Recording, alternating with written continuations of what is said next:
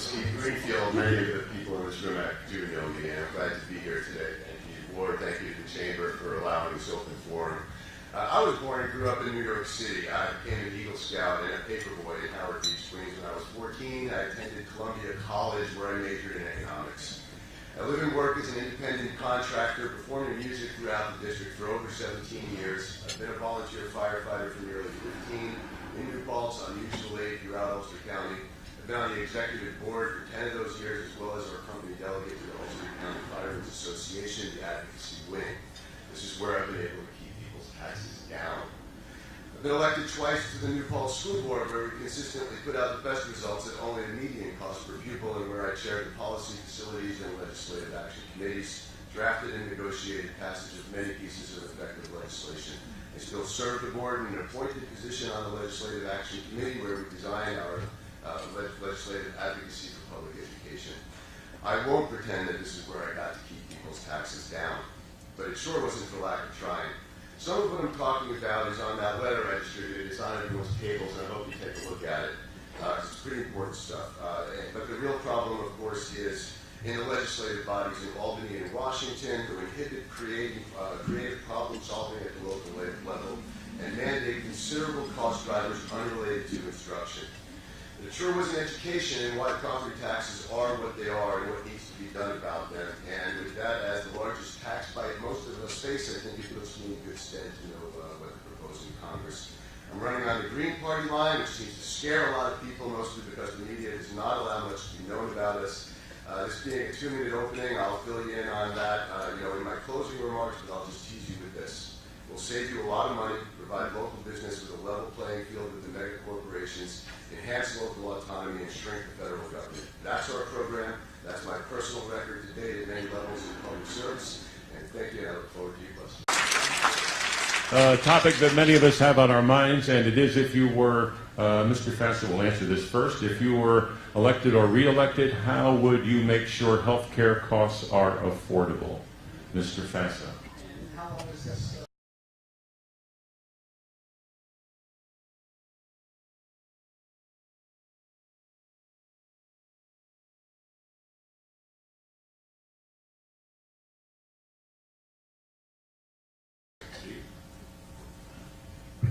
This one's a really easy one. Single payer, period. I propose eliminating the income requirements for Medicaid, the age requirements for Medicare, some combination thereof, and to have that be the only thing. There's no such thing as being out of network when you have only one insurance pool that covers everybody. You get to keep the doctor you have, or you get to choose any new doctor that you want. I'm going to bring a piece of information here that I've never heard discussed before, but I'm aware of because of my 6 years being on the school board and being forced to put it on your property taxes. 15 to 20% of your property taxes today goes to paying for health insurance for public employees. So whatever you're paying every year in property insurance, 15 to 20% of it is going, could be eliminated overnight by doing this. People want to know, where does the money come from to pay for this? You're already paying it. You're paying it in your property taxes. You're paying it when people that work for you come to work and they're sick. They couldn't go to the doctor, and they then infect your entire workplace, and then you have downtime.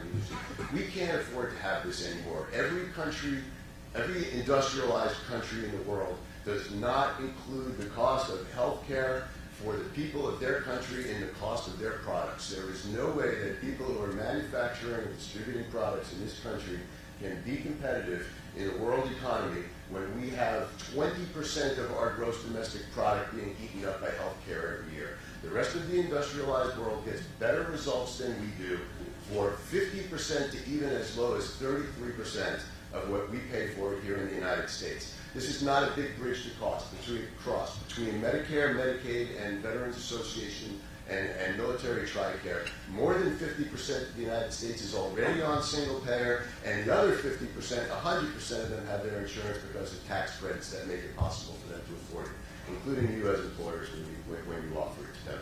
Single payer is the way to go. It's the future. Let's get this together now and move forward. Thank you. Mr. Delgado.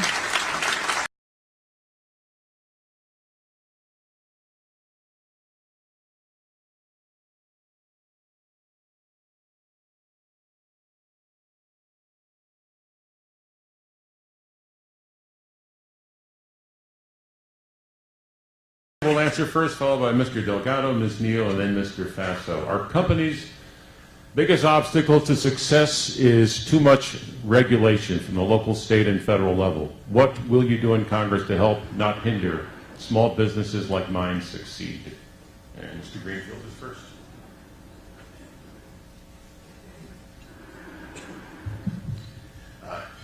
That's a fantastic question.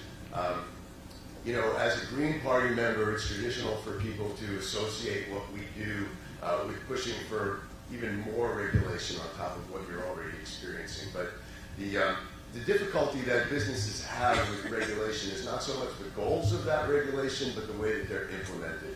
Whenever we create regulations in this country, we create massive, expensive bureaucracies in order to manage them, micromanage them, generate paperwork and on top of paperwork, and people to review your paperwork and send you requests for more paperwork.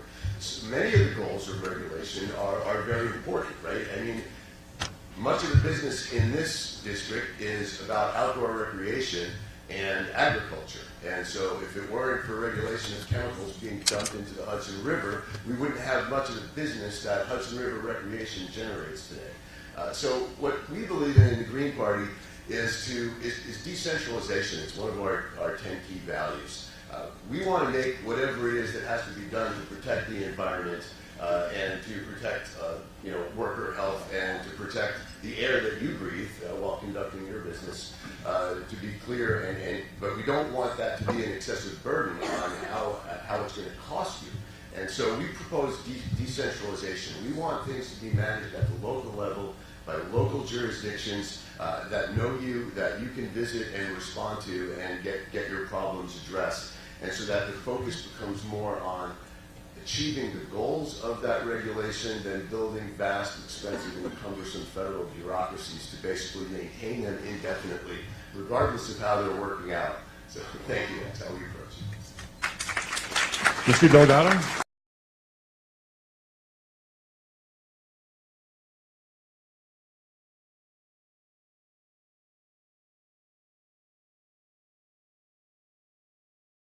Question, Mr. Delgado will start, then Ms. Neal, Mr. Faso, and then Mr. Greenfield. What will you do in Congress to ensure that Social Security and Medicare remain solvent? Mr. Delgado. You know, it's interesting.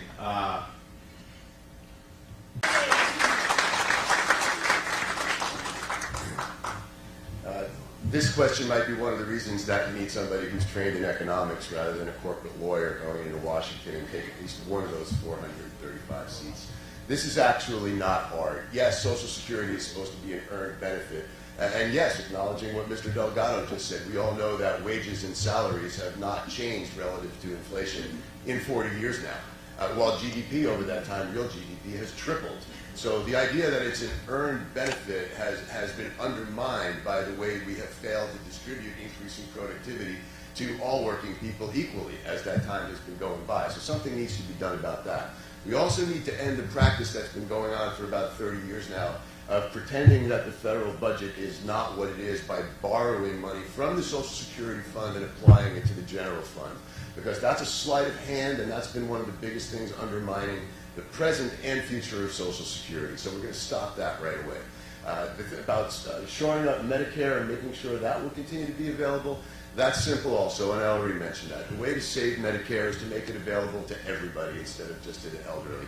And I heard Mr. Faso here explain that that is going to involve a major tax increase, but I already explained earlier that it's actually going to be done at a considerable savings because that money's going to come right off your property taxes, not just for a single year, but in perpetuity. So you know what you're paying right now. Most of you paying commercial rate as on top of your residential rate that you have at your house. And that's going to go away immediately. People who are dealing with union labor, the biggest thing that you have to deal with in contract negotiations, which is those health plans, goes off the table and you get right down to the things you really want to negotiate about.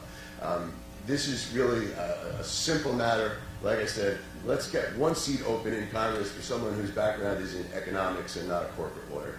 Thank you.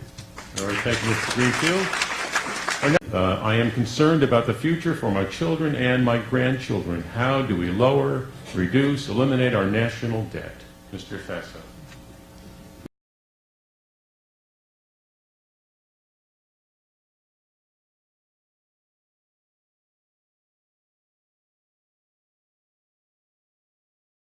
Thank you. I would actually like to draw everybody's attention once again to the paper I left on everybody's table.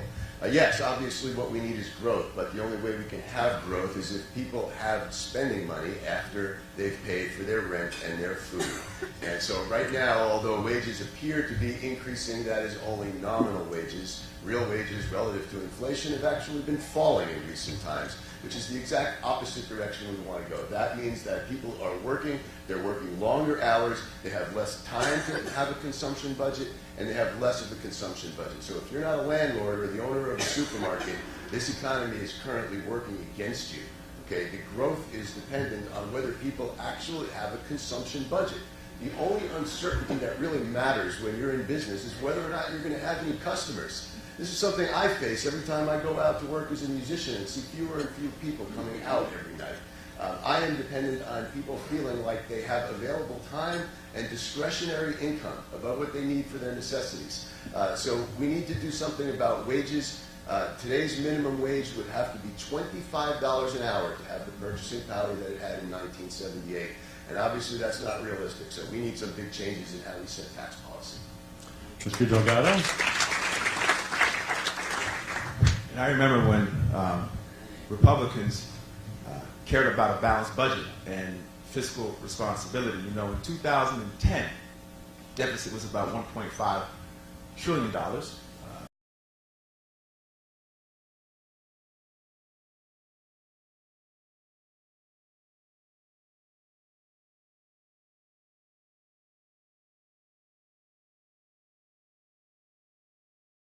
Our next question, Mr. Delgado will answer first, then Ms. Neal, Mr. Greenfield, then Mr. Faso. Why will your work in the House be the most effective in dealing with the challenge of climate change? Mr. Delgado.